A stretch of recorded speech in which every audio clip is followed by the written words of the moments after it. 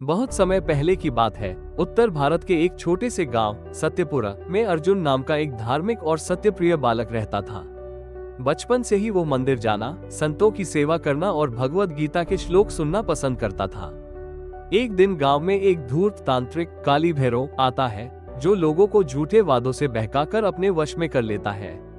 धीरे धीरे गांव में अंधकार फैलने लगता है, लोग पूजा पाठ छोड़ देते हैं। अर्जुन ये सब देखकर बहुत दुखी होता है और एक पेड़ के नीचे बैठकर भगवान श्री कृष्ण से प्रार्थना करता है। उसकी आंखों से आंसू बहते हैं और वह कहता है, हे प्रभु, सत्य की रक्षा कौन करेगा?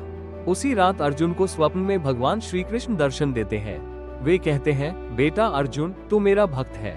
सत्य की राह कठिन है, पर यदि तू डरे नहीं और सत्य का पालन करे तो मैं तेरे साथ हूँ। अर्जुन निडर होकर गांव के लोगों को फिर से सत्संग और कीर्तन के लिए बुलाता है।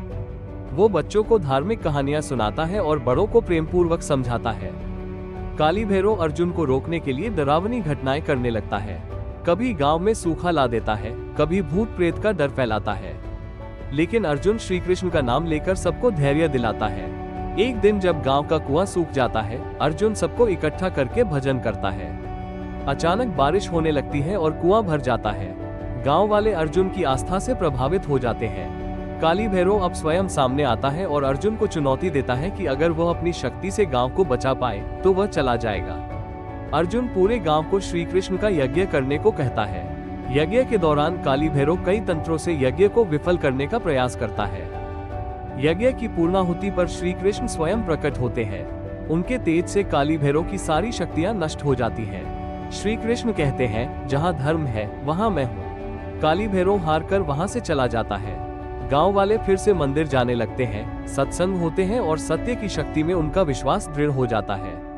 अर्जुन को धर्मवीर की उपाधि दी जाती है। अर्जुन सबको कहता है, सत्य की राह कठिन हो सकती है, पर अंत में जीत उसी की होती है।